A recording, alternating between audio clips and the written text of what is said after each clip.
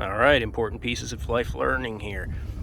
If you get a flat tire, do you know how to jack your vehicle up, remove the lug nuts, identify the leak, and then do you have a kit, maybe with gloves, available to you to then repair on the roadside and get you back on the road without having to call a mechanic?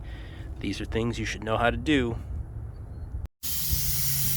All right, so we have removed the culprit. Letting the air come out right now. It was that guy right there, which is actually a screw. Don't ever let anybody tell you that those tiny little keychain tools aren't useful.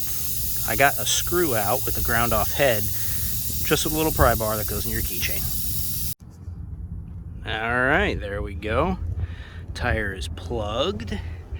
Now we cut that off flush, heat it, and then fill the tire back up with air. Do you carry a compressor for that? All right, here we go, zero pressure.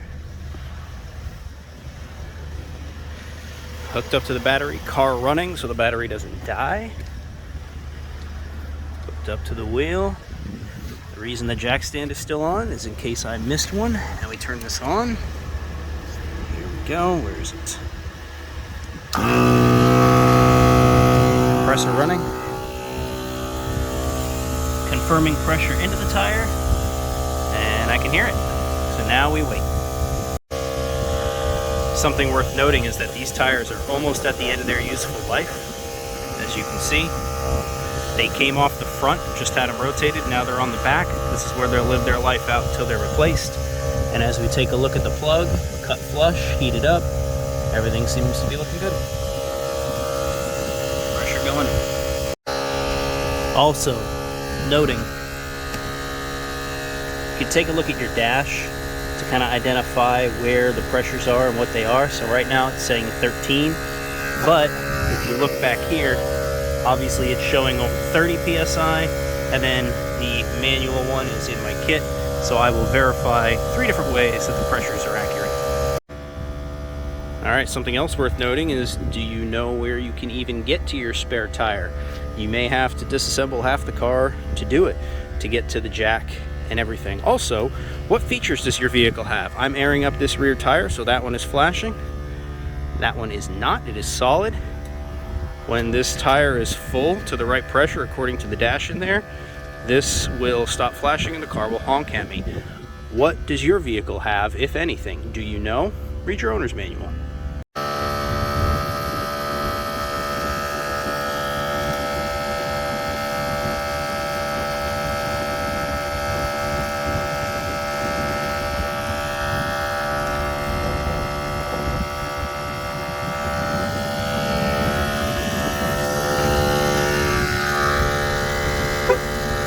There it is. The car just told me that it's done filling.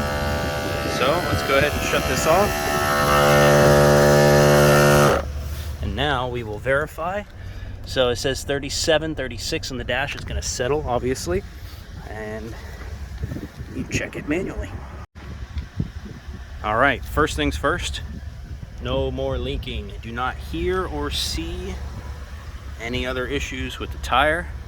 You're going to hear people complain that these aren't accurate and that digital ones also can die. Long story short is, just have multiple options. I've got the dashboard, and I've got this, and I've got that. So just have multiple options so you can kind of get an average across them all. Let's check it. We are sitting at pretty high in 30s. Try it one more time. We are at damn near 40. So you can see how this works, 30, 35, 40.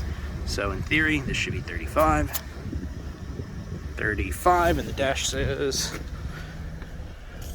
36. Good enough for me.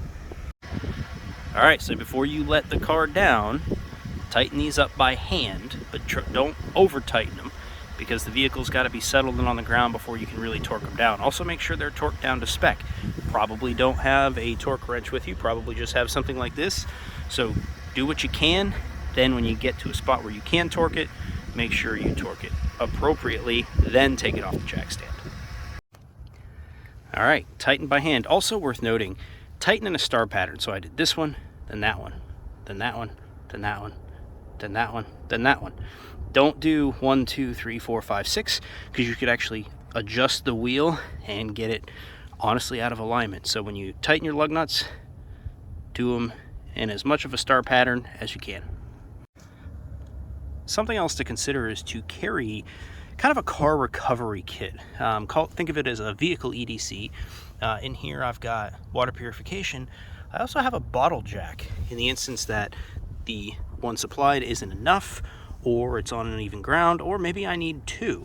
Shovel, recovery strap, other things like tie downs, bungee cords, even coveralls in case you're wearing nice clothes and have to be somewhere nice after. And of course the ubiquitous jumper cables.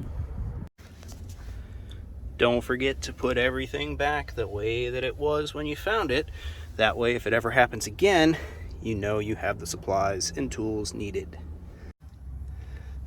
Put everything back. Also, do you carry maybe some real dire supplies? Maybe some TP, paper towels, car care kit? What about a high visibility piece of clothing? And also, do you poke around your vehicle and look for the stickers? Or do you just read the manual? Or do you do neither and hope for the best? There we go, all done, back to normal. Don't let something like this ruin your plans for the day. Have a kit, know how to use the tools, that way you can get back on the road safely. All right, back home after getting the car cleaned up, and it's holding pressure just as well as any other tire. Now, some people believe that these are temporary, and absolutely, in some cases they are temporary. However, my experience has shown that when done right, a plug can last 40,000 miles or more, in some cases up to 60,000. So have the tools with you, know how to use them correctly, and you can save yourself a whole lot of money, headache, and trouble. Alright, so quick update. As you can see, 1,425.1 miles have passed since I did my tire plug, and if I scroll over here, you can see my tire pressures are still holding strong. It's a warmer day than it was, so I'm running good pressure here, 37 pounds, 38 pounds in the tire that I plugged, and let's take a look at that tire. So it took me a while to find this. I actually cleaned it off for you, but there you can see, that's what the plug looks like after so many miles, 1,400 miles or so. Wheel and tire still holding strong. When done right, things will last a good long time for you. Learn some skills, try something new.